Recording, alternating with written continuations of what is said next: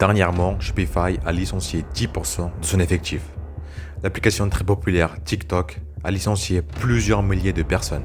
De même, dans le secteur de la crypto, où OpenSea, la plus grosse plateforme des NFT, vient de licencier 20% de son effectif. Microsoft, Google, Facebook, WhatsApp ont choisi de faire pareil face à la situation économique actuelle. Elon Musk, très récemment, a cité qu'il a un mauvais pressentiment de la situation actuelle qui le force à licencier. Dans cette vidéo, on expliquera comment la situation actuelle économique, notamment avec une inflation trop importante, pourrait provoquer une avalanche de licenciements. Jusqu'à présent, les licenciements se concentrent sur le secteur de la tech avec des grosses entreprises comme Google, Spotify, TikTok. Mais ceci pourrait être un indicateur pour les autres secteurs qui pourraient être aussi forcés à licencier si la situation économique ne s'améliore pas. Comment la situation actuelle pourrait déclencher une vague de licenciements?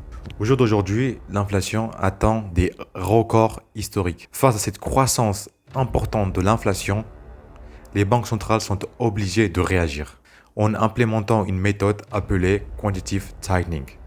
Dans cette vidéo, on va expliquer cette méthode en détail. La méthode Quantitative Tightening a pour objectif de retirer de l'argent du système économique.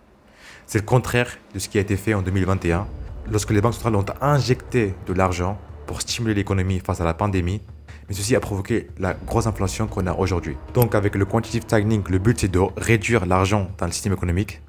Donc moins d'argent dans le système économique signifie que les entreprises vont avoir beaucoup plus de difficultés et donc vont être forcées à licencier. Comment ça marche le Quantitative Tightening? Il fonctionne de deux manières. Premièrement, avec l'hausse des taux d'intérêt.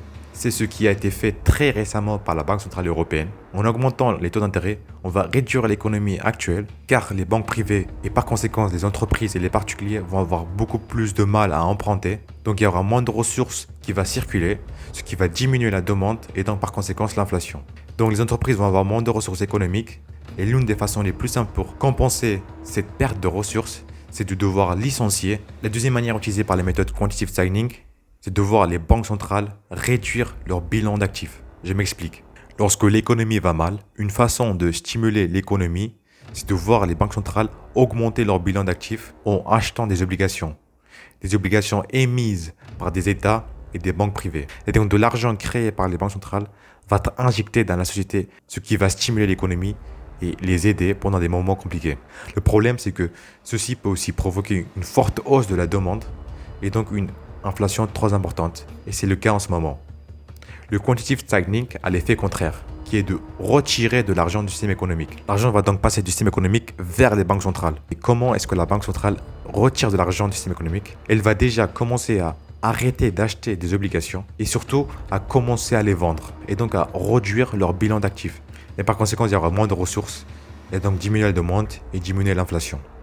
Voici les raisons pour lesquelles beaucoup d'entreprises commencent à licencier. Certes, en ce moment, c'est surtout dans le secteur de la technologie, mais ceci pourrait se propager dans d'autres secteurs si l'économie continue à ralentir. Le point positif, c'est que lorsque l'économie baisse, les prix des actions et le prix de l'immobilier va aussi baisser. Et donc, c'est une excellente opportunité pour investir. C'est ce qu'on appelle les soldes en investissement.